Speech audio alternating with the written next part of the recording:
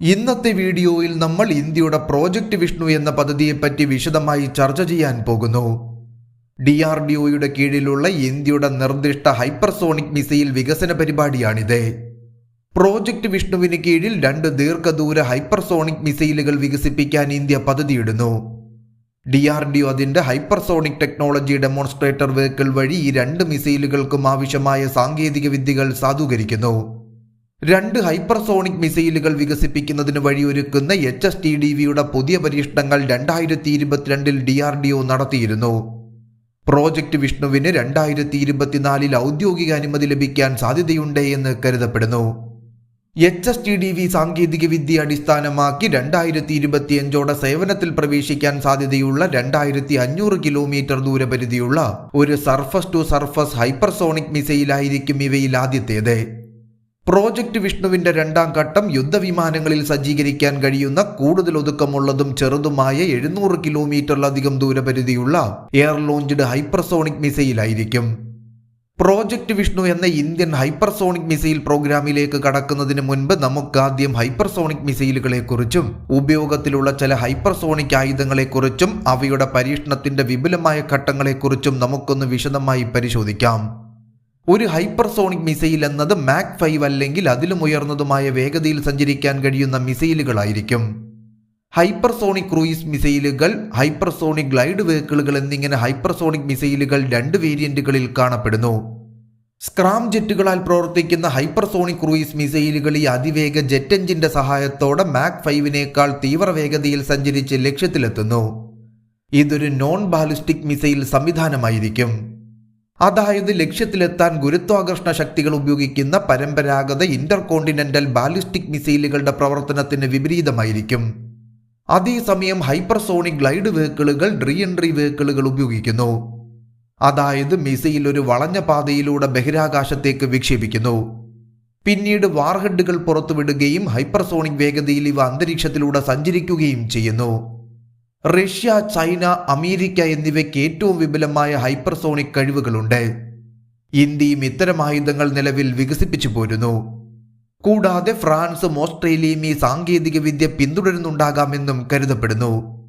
അടുത്തിടെ hypersonic missile പരീക്ഷിച്ചതായി ഉത്തര കൊറിയയും അവകാശപ്പെട്ടു. ഇനി നമുക്ക് നിലവിൽ പ്രവർത്തനത്തിലുള്ളതും വികസനത്തിലുള്ളതുമായ ഹൈപ്പർസോണിക് മിസൈലുകളെ പറ്റി ഒന്ന് വിശദമായി നോക്കാം. ഒന്നാമതായി Avangard glide vehicle. RS-28 Sarmat, R-36M2, UR-100 UTT-KH heavy ICBMകൾക്ക് MIRV പെയിലോഡായി കൊണ്ടുപോകാൻ കഴിയുന്ന ഒരു റഷ്യൻ ഹൈപ്പർസോണിക് ഗ്ലൈഡ് വെഹിക്കിളാണ് അവാൻഗാർഡ് എന്നത്. ഇതിന് ആണവ പരമ്പരാഗത പെയിലോഡുകൾ വിതരണം ചെയ്യാൻ കഴിയുമെന്നതാണ് ഏറ്റവും വലിയ പ്രത്യേകത. രണ്ടാമതായി KH-47M2 Kinzhal missile. KH-47M2 Kinzhal എന്നത് റഷ്യൻ ആണവശേഷിയുള്ള ഹൈപ്പർസോണിക് എയർ ടു സർഫസ് മിസൈലാണ്. കിൻസാൽ മിസൈലിന് 2000 കിലോമീറ്ററിന്റെ ദൂരപരിധിയും മാക് 12ന്റെ പരമാവധി വേഗതയും ഉണ്ടാകും. കൂടാതെ ഫ്ലൈറ്റിന്റെ ഓരോ ഘട്ടത്തിലും മികച്ച മാനുവറബിലിറ്റി നടത്താനും കിൻസാൽ മിസൈലിന് കഴിയും. മൂന്നാമതായി 3M22 സിർക്കോൺ. 3M22 സിർക്കോൺ എന്നത് റഷ്യയുടെ ഒരു സ്ക്രാംജെറ്റിൽ പ്രവർത്തിക്കുന്ന കപ്പൽ വിരുദ്ധ ഹൈപ്പർസോണിക് ക്രൂയിസ് മിസൈലാണ്. 1995-ലെ മാക്സ് എയർ ഷോയിൽ പ്രദർശിപ്പിച്ച ഹൈപ്പർസോണിക് എക്സ്പീരിമെന്റൽ ഫ്ലൈയിങ് വെഹിക്കിളിന്റെ കൂടുതൽ വികസനമായാണ് ഈ മിസൈലിനെ അറിയപ്പെടുന്നത്. നാലാമതായി സിങ്കോങ് 2 ഗ്ലൈഡ് വെഹിക്കിൾ.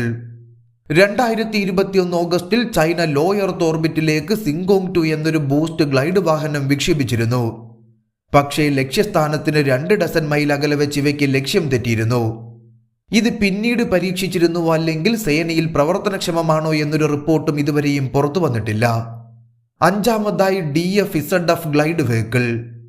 DF-ZF നിലവിൽ പ്രവർത്തനക്ഷമമായ ചൈനീസ് ഹൈപ്പർസോണിക് ഗ്ലൈഡ് വെഹിക്കിളാണ്. ചൈനയുടെ 70ാം വാർഷികത്തിൽ ഹൈപ്പർസോണിക് ഗ്ലൈഡ് വെഹിക്കിളുകളെ വഹിക്കാൻ പ്രത്യേകം രൂപകൽപ്പന ചെയ്ത ബാലിസ്റ്റിക് മിസൈലായ DF-17ൽ ഘടിപ്പിക്കാൻ രൂപകൽപ്പന ചെയ്ത DF-ZF ആദ്യമായി ലോകത്തിനു മുന്നിൽ പ്രദർശിപ്പിച്ചു.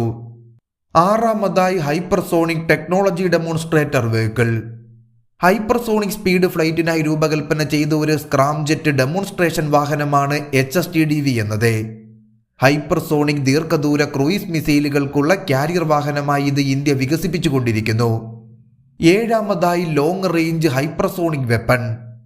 ലോങ് റേഞ്ച് ഹൈപ്പർസോണിക് വെപ്പൺ എന്നത് യുണൈറ്റഡ് സ്റ്റേറ്റ്സ് ആർമി ആസൂത്രണം ചെയ്ത ഒരു surface to surface hypersonic മിസൈലാണ്.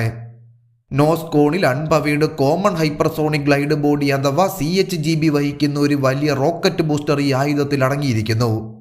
Booster ഗണ്യമായ ഉയരത്തിലും വേഗതയിലും എത്തിക്കഴിഞ്ഞാൽ ഇവ ഹൈപ്പർസോണിക് വേഗതയിൽ സഞ്ചരിക്കുന്ന CHGBയെ വിക്ഷേപിക്കുന്നു.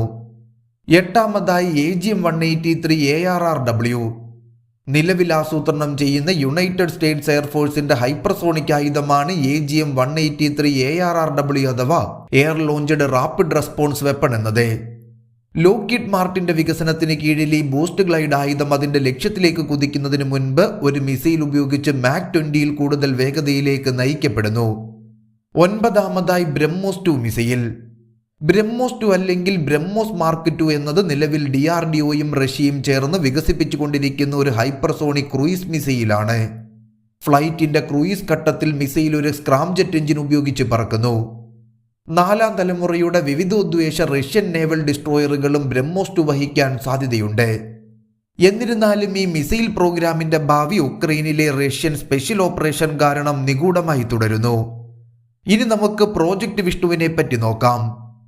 ഹൈപ്പർസോണിക് ക്രൂയിസ് മിസൈൽ പദ്ധതിയുടെ ഭാഗമായി ഗ്രൗണ്ട് ആൻഡ് ഫ്ലൈറ്റ് ടെസ്റ്റ് സോഫ്റ്റ്വെയറിന്റെ വികസനവുമായി ഇന്ത്യ മുന്നോട്ടു പോകുന്നു. 2020 DRDO ഒരു ഹൈപ്പർസോണിക് ടെക്നോളജി ഡെമോൺസ്ട്രേറ്റർ വെഹിക്കിൾ വിജയകരമായി പരീക്ഷിച്ചു.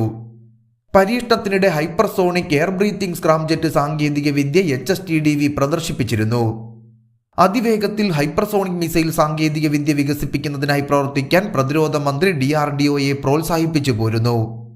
ഹൈപ്പർസോണിക് ഗ്ലൈഡ് വെഹിക്കിളുകളുടെ ചൈനയുടെ വിജയകരമായ പ്രദർശനത്തിന് ശേഷമായിരുന്നു ഇത്. ഇന്ത്യ ഇതിനോടകം തന്നെ ക്രയോജനിക് എഞ്ചിനും വികസിപ്പിച്ചെടുത്തിട്ടുണ്ട്. ഹൈപ്പർസോണിക് മിസൈലുകൾ വികസിപ്പിച്ചെടുക്കുന്നതിൽ അമേരിക്ക, റഷ്യ, ചൈന എന്നിവയേക്കാൾ ഏതാനും വർഷങ്ങൾ മാത്രം പിന്നിലാണ് ഇന്ത്യ നിലവിൽ. 4 വർഷത്തിനുള്ളിൽ ഇടത്തരം മുതൽ ദീർഘദൂര ശേഷിയുള്ള ഒരു ഹൈപ്പർസോണിക് ആയുധ സംവിധാനം ഇന്ത്യക്ക് കൊണ്ടുവരാൻ കഴിയുമെന്നാണ് പ്രതീക്ഷിക്കപ്പെടുന്നത്. മാക് 13 വരെ വേഗത പരിശോധിക്കാൻ ശേഷിയുള്ള ഏകദേശം 12 ഹൈപ്പർസോണിക് വിൻഡ് ടണലുകൾ ഇന്ത്യ പ്രവർത്തിപ്പിക്കുന്നു. ഇതോടൊപ്പം DRDO നിരവധി അനുബന്ധ നിർണായക സാങ്കേതിക വിദ്യകളെയും സാധൂകരിച്ചിട്ടുണ്ട്. ഹൈപ്പർസോണിക് തന്ത്രങ്ങളുമായി ബന്ധപ്പെട്ട എയറോഡൈനാമിക് കോൺഫിഗറേഷൻ, ഇഗ്നീഷനായുള്ള സ്ക്രാംജെറ്റ് പ്രൊപ്പൽഷന്റെ ഉപയോഗം, തുടർന്ന് ഹൈപ്പർസോണിക് വെലോസിറ്റിയിലുള്ള സുസ്ഥിരമായ ഇഗ്നീഷൻ, ഉയർന്ന താപനിലയുള്ള വസ്തുക്കളുടെ തെർമോ സ്ട്രക്ചറൽ സ്വഭാവം എന്നിവ ഈ സാങ്കേതിക വിദ്യകളിൽ ഉൾപ്പെടുന്നു. ആഗോളതലത്തിൽ ഉയരുന്ന ജിയോ പൊളിറ്റിക്കൽ ടെൻഷനുകൾക്കൊപ്പം ഹൈപ്പർസോണിക് ആയുധങ്ങളിലേക്കുള്ള ശ്രദ്ധയും വർദ്ധിക്കുന്നു. അതോടൊപ്പം കൂടുതൽ രാജ്യങ്ങൾ അവയുടെ രൂപകൽപ്പനയിലും വികസനത്തിലും കാര്യമായ വിഭവങ്ങൾ നിക്ഷേപിക്കാൻ ശ്രമിക്കുന്നു. കൂടാതെ ഈ മിസൈലുകളുടെ വികസനം തടയാൻ ലക്ഷ്യമിട്ടുള്ള നോൺ പ്രൊലിഫറേഷൻ നിയമങ്ങൾ നടപ്പാക്കുന്നതിനുള്ള സാധ്യതകളും വർദ്ധിക്കും. ഇത്തരം സാഹചര്യങ്ങളിൽ പടിഞ്ഞാറൻ രാജ്യങ്ങൾക്ക് മുൻപൊരു പ്രവർത്തനക്ഷമമായ ഹൈപ്പർസോണിക് മിസൈൽ സ്വന്തമാക്കുക എന്നത് ഇന്ത്യക്കൊരു മുൻതൂക്കം നൽകുമെന്നതിൽ സംശയമില്ല. ഈ ആയുധങ്ങൾ വികസിപ്പിക്കുന്നതിന് പ്രത്യേകമായി ലക്ഷ്യമിട്ടുള്ള അന്തിമ ഏകീകരണ പരിപാടിയാണ് പ്രോജക്റ്റ് വിഷ്ണു എന്നത്. പ്രോജക്റ്റ് വിഷ്ണു വിജയകരമാക്കാൻ ആവശ്യമായ സാങ്കേതിക വിദ്യകൾ ഇതിനോടകം തന്നെ ഇന്ത്യ വികസിപ്പിച്ചെടുത്തു എന്നതാണ് ഏറ്റവും ശ്രദ്ധേയം. ചുരുക്കി പറഞ്ഞാൽ പ്രോജക്റ്റ് വിഷ്ണു എന്നത് ഇന്ത്യയുടെ 21ാം നൂറ്റാണ്ടിലെ ഇന്റഗ്രേറ്റഡ് ഗൈഡഡ് മിസൈൽ ഡെവലപ്മെന്റ് പ്രോഗ്രാമാണ്.